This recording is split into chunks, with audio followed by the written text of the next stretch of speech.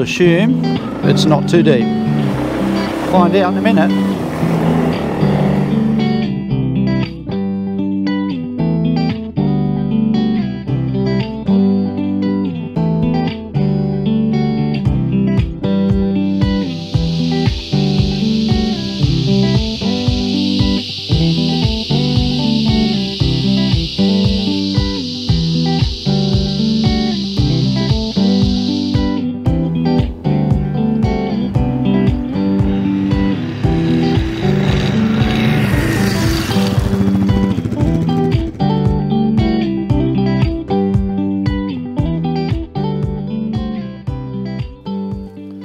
So the moment happened, 10,000 Ks on the rally. So sort of come up a bit quicker than I thought, doing some miles on it, but I think I've had it for about 8 months, 9 months I think. So yeah, pretty sort of quick way to get to 10,000 Ks. But yeah, so 10,000 Ks, a lot of kilometres, a lot of different terrain, a lot of different places, a lot of different even temperatures in riding. And yeah, so what's my thoughts? Is this still the bike for me after 10,000 Ks? Are there better options out there? But as it stands, we'll go through the pros of this bike. I'll go who it's for and the positives that I like about it. So I guess to say who it's for, fundamentally it's for someone like me. If you've watched my videos, you know what I do and where I go, and nothing too extreme. Sort of 50-50 road guitar, because that's just the name of the game, nature of the beast. To get to different spots, you have to be on the road at times. But once you're in these places, depends, you know, you could be a bit of long range camping, or you could be just doing a local loop through some sloppy, sort of swampy country. It's yeah, once you're there, the bike's performed perfectly in every scenario I've taken it in. It's really amazed me with its ability to climb hills. Like it's 27 horsepower. It's a little bike, a little engine, but just the gearing on these bikes it's just so well put together. The first and second are very low. First to a point where a lot of people don't use first gear, they'll take off in second gear. But for me, yeah, I use first. You get halfway across the road, normal. And then you're into second. But gee, it's good in the bush. First and second. If you're just unsure about where you're going and you're sort of putting along, checking out each tiny little bit as you go, first or second gear is brilliant. First gear, if you just get to something too bad, it's amazing what it'll climb up. It's got quite a bit of torque down low. So your first to third gear are your bush gears. There you're playing around in the scrub. In unfamiliar country, we don't want to end up going too quick because you never know what's around the next bend, or just for exploring as those sort of gears. Fourth and fifth, perfect open farm roads, you know, just putting around, looking around, checking out the scenery. And ideal for around town, that's your sort of 40 to 60 kilometre an hour gears. And sixth is a true overdrive. You basically, I only put it in sixth after about 80 Ks. Probably 70 on the flat country. If there's any sort of hills, you want to be doing 80 plus. But it is a very handy overdrive gear. Sixth gear will get you out of trouble on the highway. It's, yeah, sort of runs out of legs a little bit and you've got to keep the revs up, but that's the nature of a overdrive gear in a sort of low powered bike. So the positives for me is basically its weight. It's, whilst the last bike I had was a DR650, whilst this thing is, I think it's about 11 kilos lighter, which doesn't sound like much, but it's the weight of a bike, the feel of the weight of a bike is a lot to do with the distribution of the weight. Yeah, the DR, for example, felt far more top heavier than this.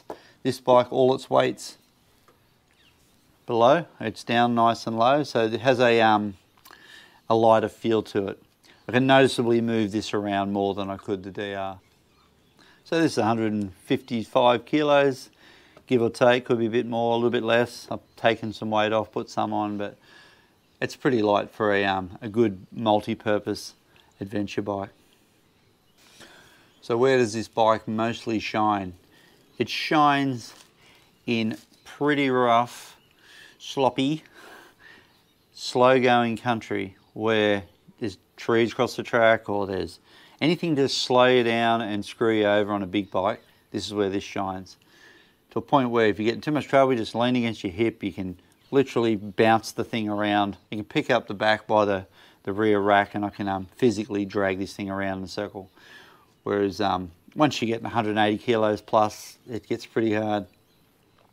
So it shines in that sort of country where you just putt along because you're not sure how bad it's going to get.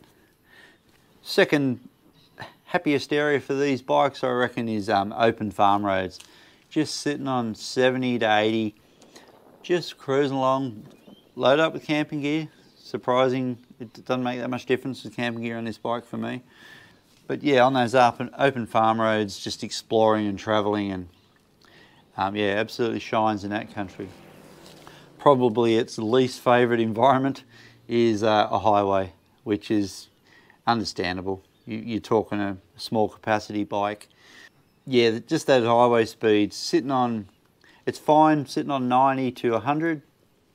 I sit on normally 95, it just seems to be where I'm happy. 6,000 revs, 95 kilometres an hour for me, of my weight.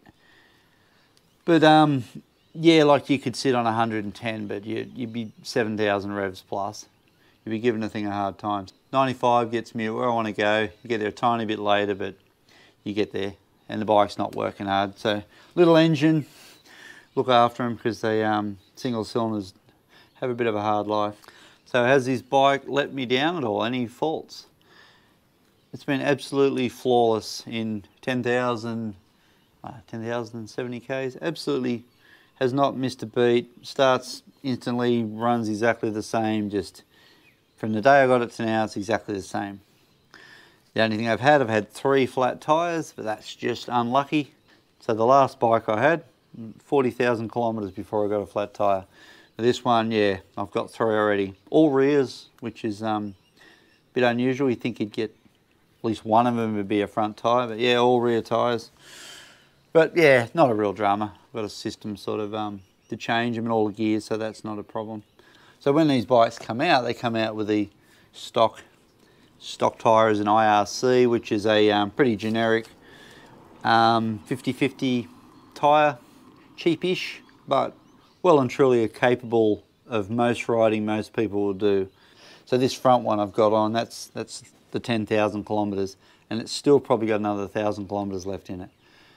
I haven't found it getting, it's not getting scary or dangerous or anything weird at the moment, but I do have a new Dunlop 605 front tyre which is about to go on. The rear tyre, as you know if you own bikes, is 2-to-1 front to rear. The rear tyre wore out, I think it got about 8,000 or 7,000 Ks out of the rear IRC. Now I've got the 605 Dunlop on the back, so it's got a touch over 2,000 Ks on it, and it's going great. Not magically better than the IRCs, but definitely got more bite in the bush, and performed just the same on the road. I haven't found any difference there, but definitely a little bit more grip in the scrub. So I recently had to do the chain on the bike. It was pretty well had it. Some guys I've spoke to have got 16, 17,000 Ks out of their stock chains. I got 10. That's lack of maintenance on my behalf mostly. You look after them and they'll last longer.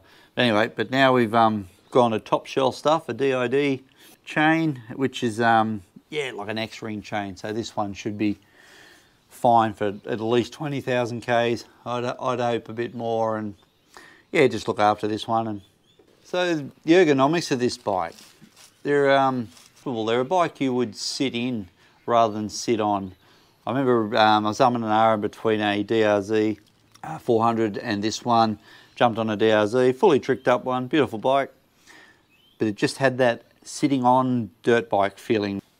Whereas this bike, when I first jumped on it, you tend to sit in it, which is a much more comfortable out of the wind, lock your knees behind the tank, type positions. It's nice and comfortable to sort of sit in a bike rather than just on it.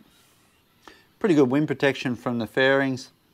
You are tucked in behind the tank, so that's a good thing. And the windscreen, whilst it's small, it pretty well gets the wind off most of me. It hits sort of about top of my forehead. It's only on the highway ever, windscreen's ever a thing you need. Putting around, it makes no difference. So the question remains, after 10,000 Ks, would I buy this bike again, or is there something out there that I would like to own? This is where it gets tricky, because this bike is perfect at the moment. Yeah, for me, I don't believe there's a better light adventure bike currently than the CRF rallies. For me, what I do and what you've seen in the videos, this thing is absolutely perfect for all that sort of stuff. But in a perfect world, this bike with a bigger engine would be fantastic. I got, like a lot of people, I got all excited when Honda released the CRF 450, 450L. I thought, oh, here we go. They re-released it, I had it out a few years ago and went all quiet, and they come back with it, and I thought, here we go, good. Maybe they brought it back with what everyone really wanted, which was a larger oil capacity, just to prolong the service intervals. But yeah, 1000 K service intervals is just, it just doesn't work for me. But everything else about the bike, it'd be fantastic. Honda reliability, I know those things go for years. I'm reading about a fellow who's got one 40,000 kilometres on that engine. Yeah, so I contemplated the CRF 450L. As soon as I read the specs on the oil capacity, I thought, right, that hasn't changed. The rest of the bike, the whole idea of it, absolutely seems ideal as a base to build an adventure bike. I guess second on the list after that would probably be the DRZ. Again, bulletproof engine, but yeah, downsides for me, it's that sit-on dirt bike type feeling, and a 5-speed gearbox. But a great machine, would happily own one. And probably the next one on the list that inspires me, the specs are fantastic, but I have a trust issue, and that's the either the KTM 690 or the Husqvarna 701s. Absolutely awesome machine. Power to weight, phenomenal. Rode one once, hopped off it just smiling, going, wow, this thing's like a fancy DR, like a super flash, good suspension, power, lighter version of a DR. But yeah, I've got to sort of get over the trust hurdle. But it's not scrapped off the list, it's definitely on the list. I just talked to a few mates who have got them, see if they can talk me into one day. But in an ideal world, yeah, Honda, a Japanese company, will release a 450 adventure bike. So you can't have all these positives without some negatives. So probably the most negative thing is, yeah, it's what everyone touches on, it's the suspension. It's quite soft. I'm currently 78 kilos. This adventure riding's shrinking me.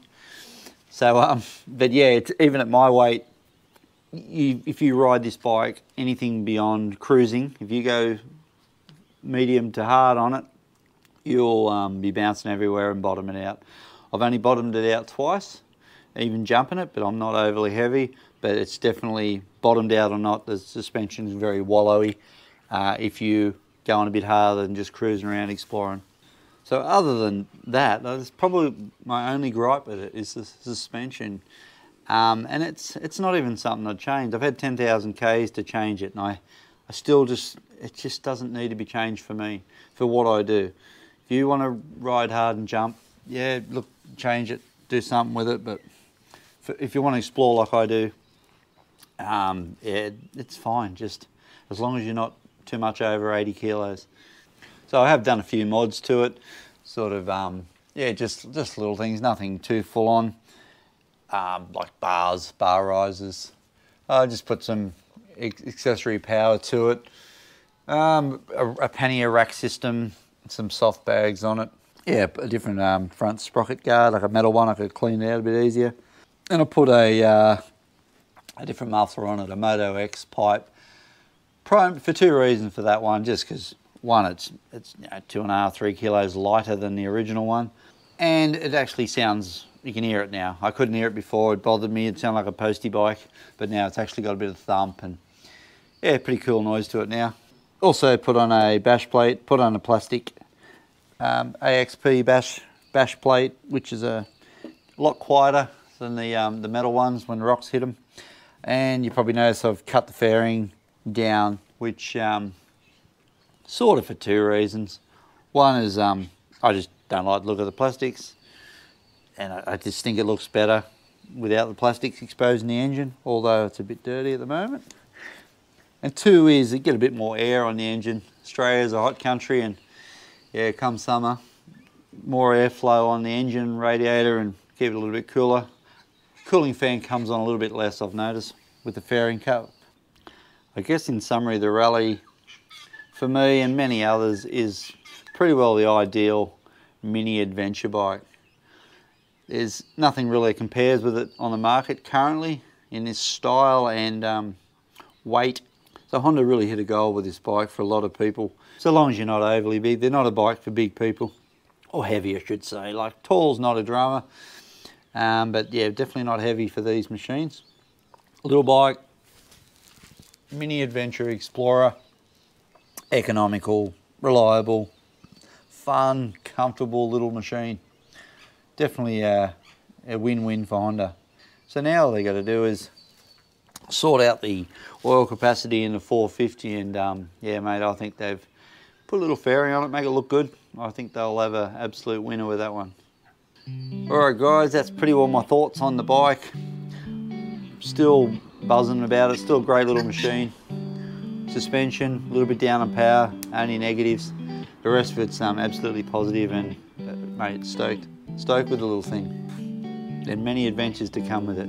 Alright guys, cheers for watching. I'll catch you on the next one.